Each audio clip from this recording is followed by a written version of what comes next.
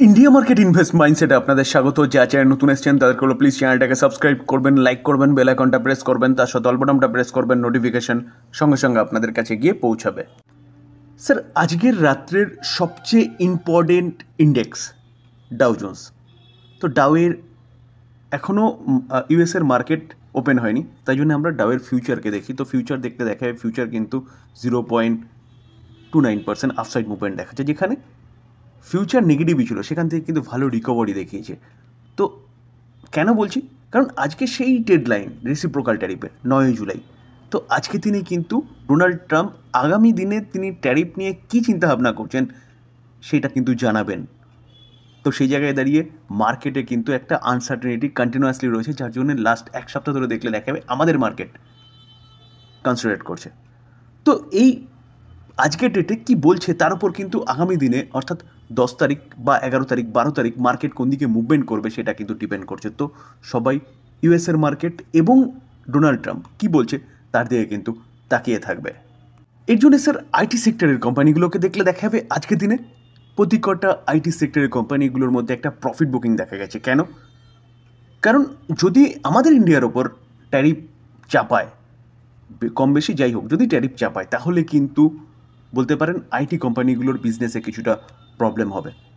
তার জন্যে আইটি কোম্পানিগুলো টিসিএস বলুন, এইচসিএল টেকনোলজিকে বলুন, দেখুন এই কোম্পানিটা দেখলে দেখা যাবে 2% মতন ডাউন সাইড মুভমেন্ট দেখিয়েছে। উইপ্রো বলুন, উইপ্রোকে দেখলে দেখা যাবে প্রায় 1% মতন ডাউন সাইড মুভমেন্ট দেখিয়েছে। কারণ ইনভেস্টারের মধ্যে একটা ভীতির সঞ্চার হয়েছে। ডোনাল্ড ট্রাম্প কী বলে, ভারতকে নিয়ে বা ইন্ডিয়াকে নিয়ে কি বলে, ট্যারিফ নিয়ে কি বলে, যার জন্যই আইটি সেক্টরের কোম্পানিগুলোর মধ্যে একটা প্রফিট বুকিং আজকের দিনে দেখা গেছে। Motherson Sumi wiring India limited. তো ওয়ারিং একটা অটো সেক্টরের কোম্পানি বলতে পারেন, যে কোম্পানিটা আজকের দিনে দেখলে দেখা যাবে 0.23% একটা ভালো মুভমেন্ট দেখিয়েছে এই মার্কেটে। আর্লি মর্নিংয়ে যথেষ্ট ভালো মুভমেন্ট দেখিয়েছিল, অবশ্যই প্রফিট বুকিং দেখা গেছে এবং তার জন্যে কোম্পানিটা অনেকটা নিচে এসে অবশেষে সামান্য ওপরে ক্লোজিং দিয়েছে। তো এই কোম্পানিটাকে নিয়ে একটা ভালো আপডেট পাওয়া যাচ্ছে। কোম্পানিটা কিছুদিন আগে 1:2 বোনাস ডিক্লেয়ার করেছিল, যার কাছে 2টো শেয়ার আছে সে আরও একটা শেয়ার পাবে, এরকমভাবে বোনাস ডিক্লেয়ার করেছে। তো কোম্পানিটার রেকর্ড ডেটটা পাওয়া গেছে কবে? 18 জুলাই। তো কোম্পানি 18 জুলাই রেকর্ড ডেট বা ফিক্সড ডেট, যারা হোল্ড করছেন তারা 18 জুলাই বোনাসটা এনজয় করতে পারবেন এবং যারা ভাবছেন বাই করবেন তারা কিন্তু 18 জুলাই এর আগে বাই করতে হবে, তাহলে গিয়ে বোনাসটা এনজয় করতে পারবেন। স্যার, ছোট্ট করে একটা ডিসক্লেমার দিয়ে রাখি, কোনো কোম্পানি বোনাস দিচ্ছে বা স্প্লিট দিচ্ছে বা ডিভিডেন্ড দিচ্ছে তাই বলে বাই করব সেই চিন্তাভাবনা কিন্তু ভুল হবে। আপনি আগে দেখুন কোম্পানি কী করে, কোম্পানি যে বিজনেস করে সেই বিজনেসের দম আছে নাকি। যদি সেই বিজনেসের দম থাকে তাহলে গিয়ে আপনি কোম্পানিটা বাই করতে পারেন এবং এই কর্পোরেট অ্যাকশনগুলো এনজয় করতে পারেন। এশিয়ান পেন্ট আস্তে আস্তে গুটি গুটি পায়ে কিন্তু এশিয়ান পেন্ট আফসাইড মুভমেন্ট দেখাচ্ছে এবং তার অল টাইম হাইয়ের দিকে আস্তে আস্তে এগোচ্ছে। কোম্পানিটা আজকের দিনে দেখলে দেখাবে 0.51% একটা ভালো মুভমেন্ট দেখিয়েছে, আর্লি মর্নিংয়ে আরও ভালো মুভমেন্ট দেখিয়েছিল। অবশেষে প্রফিট বুকিংয়ের জন্য কিন্তু কোম্পানিটা এরকমভাবে নিচে এসছে, কারণ মার্কেটের প্রেশার রয়েছে আমরা সবাই জানি। তো এই কোম্পানিটা, যেই কোম্পানিটা পেন্ট সেক্টরের নাম্বার 1 কোম্পানি, কোম্পানিটার যদি আমরা 1 বছর রিটার্ন দেখলে দেখাবে কোম্পানিটা 14% মতো নেগেটিভ রিটার্ন দিয়েছে 1 বছরে। যেখানে আমরা যদি 5 বছর রিটার্ন দেখলে দেখাবে কোম্পানিটা 5 বছর অনলি ফর 46% রিটার্ন দিয়েছে এবং অনেকটা টাইম ধরে কোম্পানিটা কনসোলিডেট করেছে এবং তারপরে বাজেভাবে নিচে এসছে। নিচে আসার পিছনে কারণ বিড়লা অপাস পেন্ট সেক্টরে নতুন এন্ট্রি করেছে আদিত্য বিড়লা গ্রুপের কোম্পানি। তো সেই কোম্পানিটা এন্ট্রি করার পরে স্বাভাবিকভাবে মার্কেটকে ক্যাপচার করতে গেলে বা মার্কেটকে ধরতে গেলে তাকে কিছু ডিসকাউন্টেড প্রাইস দিতে হবে। তো কোম্পানিটা তাই করেছে। তো সেই জায়গায় দাঁড়িয়ে এই কোম্পানিটার বিজনেসে কিছুটা এফেক্ট পড়েছিল। আস্তে আস্তে কোম্পানি কিন্তু আবারও রিকভারি করছে। দেখুন লাস্ট 1 মাসে দেখলে দেখাবে কোম্পানিটা 11% মতন একটা ভালো মুভমেন্ট প্রেজেন্ট করেছে। লাস্ট 6 মাসে যদি দেখলে দেখাবে 6% দেখাচ্ছে, কিন্তু কোম্পানির চার্ট যদি দেখলে দেখাবে কোম্পানি কিন্তু যথেষ্ট ভালো মুভমেন্ট দেখানো শুরু করেছে।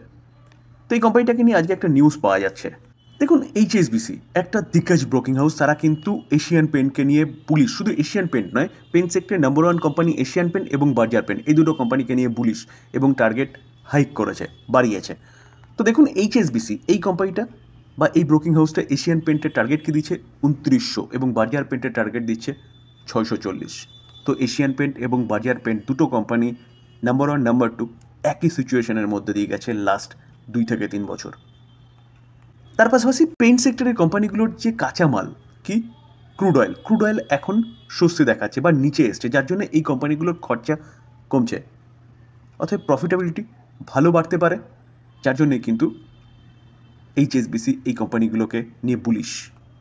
তার পাশাপাশি এশিয়ান পেন্ট আজকের দিনে ভালো মুভমেন্ট দেখানোর পিছনে আরেকটা কারণ কি, আরেকটা কারণ হচ্ছে এশিয়ান পেন্ট সেল করেছে কত 4.4, বলছে এন্টায়ার স্টেক, অর্থাৎ 4.4% স্টেক ছিল কিসের AkzoNobel ইন্ডিয়ার, তো সেটা তারা কি করেছে সেল করেছে, টোটাল স্টেক যা ছিল সেটা সেল করেছে কত 754 করোড়ে। তো কোম্পানির কাছে কিন্তু একটা ভালো ফান্ড এসছে, তো এটাও একটা কারণ বলতে পারেন আজকের দিনে কোম্পানিটা আর্লি মর্নিংয়ে এতটা ভালো মুভমেন্ট দেখানোর পিছনে। আইটিসি হোটেল ইন্ডাস্ট্রির মধ্যে কিন্তু একটা দিগ্গজ কোম্পানি বলতে পারেন আইটিসির হোটেল কোম্পানিটা আজকের দিনে দেখলে দেখাবে প্রায় 2% মতন একটা ভালো মুভমেন্ট প্রেজেন্ট করেছে। আমরা যদি কোম্পানিটা রিটার্ন দেখি না, দেখলে দেখাবে দেখুন লাস্ট 1 মাসে কোম্পানিটা 4% মতন রিটার্ন দিয়েছে, যেখানে লাস্ট 6 মাসে দেখলে দেখাবে কোম্পানিটা 32% রিটার্ন দিয়েছে। কোম্পানিটা বিজনেস ভালো, লং টার্ম সাস্টেনেবল বিজনেস, কারণ আমাদের দেশের ট্যুরিজম কিন্তু গ্রো করছে, তো স্বাভাবিকভাবে ট্যুরিজম গ্রো করলে কিন্তু এই কোম্পানিগুলোর বিজনেস গ্রো করবে। তো এই জায়গায় দাঁড়িয়ে কোম্পানিটা যখন থেকে আইটিসির মেন